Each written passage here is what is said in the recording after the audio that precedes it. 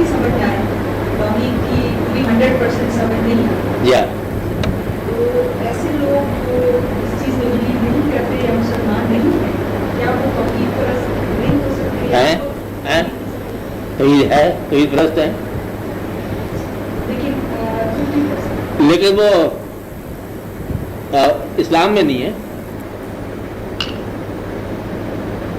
توحید آپ یہ سمجھ لو کہ شیطان سب سے بڑا معاہد توحید پرست، اس حد تک کہ اس کے کہنے پر بھی اس کے غیر کو سجدہ نہیں کیا، اس کے علاوہ کو. توحید میں تو کمی نہیں ہے نا. تو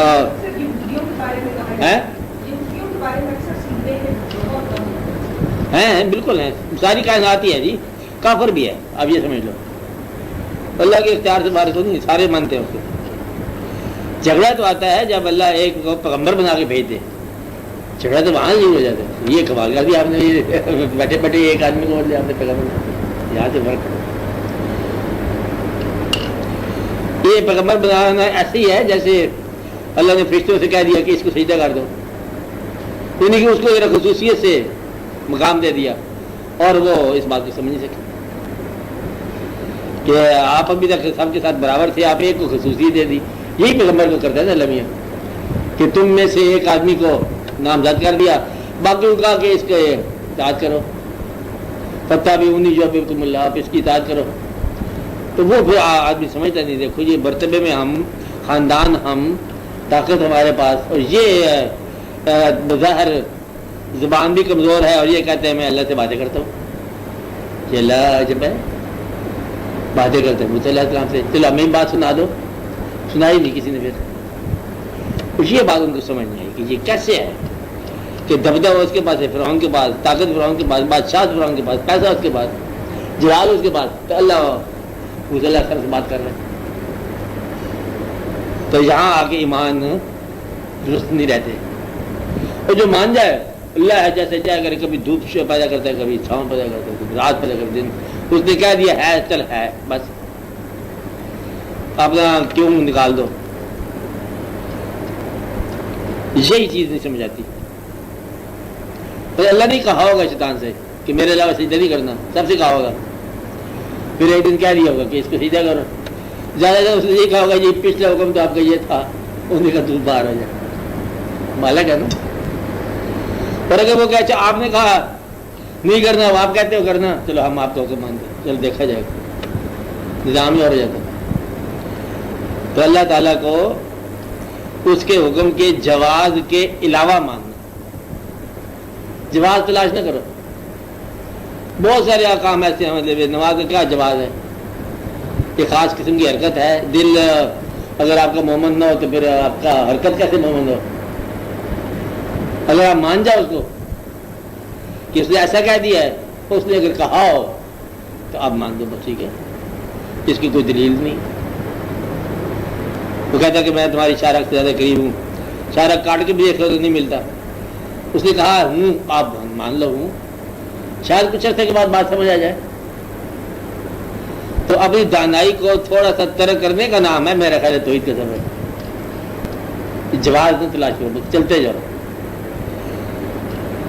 نہیں تو پھر دریافت کرو کہ زندہ جو ہو تو پھر زندگی میں مرنے کا جواز کیا ہے. اگر وہ جواز سمجھ آ گیا تو توحید کا جواز سمجھ آئے گا. وہ تو آج تک کسی کو سمجھ نہیں آیا. کہ ہونا تو سمجھ آتا ہے کہ ہم ہیں، رونق ہے دنیا کے اندر، میلے ہیں، سارا ہے نا. پھر نہ ہونا کیوں ہے یہ بتاؤ. چلتے چلتے کہیں نہ کہیں آئے گی. اچھا یہ بات سمجھ نہیں آتی، اس کی مرضی ہے. بس جس کی مرضی ہے سارا اس پہ چھوڑ دو، آسان ہو گیا. وہ کہ ہے اب ہے، بس ایک قسم کا کھیل ہے. اس کو سمجھ آتی ہے جو زیادہ غور نہ کرے. غور سے نہیں سمجھ آتا، سجدے سے سمجھ آتی ہے.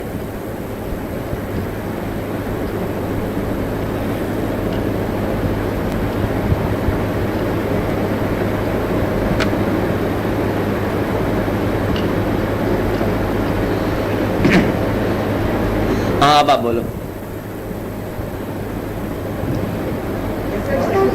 ہاں ہاں جی جب غور سے سمجھ میں نہیں آتا تو غور کرنے کو کہا نہیں ہاں غور کرنے کو کہا نہیں ہاں غور کرنے کے لیے اس لیے کہا گیا ہے تم اپنے غور کی رینج دریافت کرو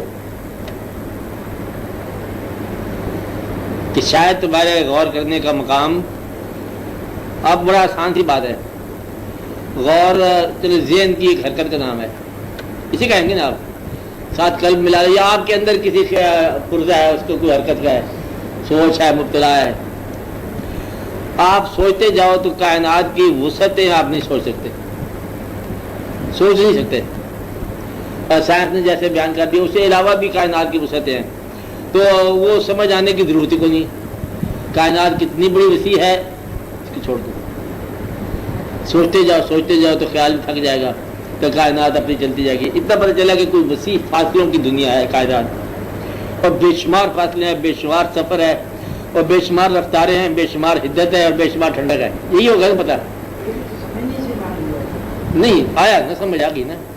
آپ جس دنیا میں آئے ہوئے ہیں نا اس کی آپ دیکھو, سوچ کے عمل کو ہم نہیں جسٹیفائی کر رہے, سوچنے لگے ہیں ہم, اس کے جواز ہو گیا نا کہ سوچنا اچھی چیز ہے یہ بری چیز ہے یہ جیسے وہ, تو اب سوچنے لگے ہم. کائنات میں تو اتنی سی بات آ گئی, وسیع کائنات.